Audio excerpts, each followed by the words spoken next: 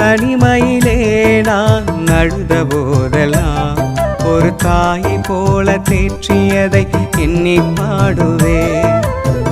தேவைகளால் நான் திகைத்த போதெல்லாம் ஒரு தகப்பனை போல் தாங்கியதை போற்றி பாடுவே.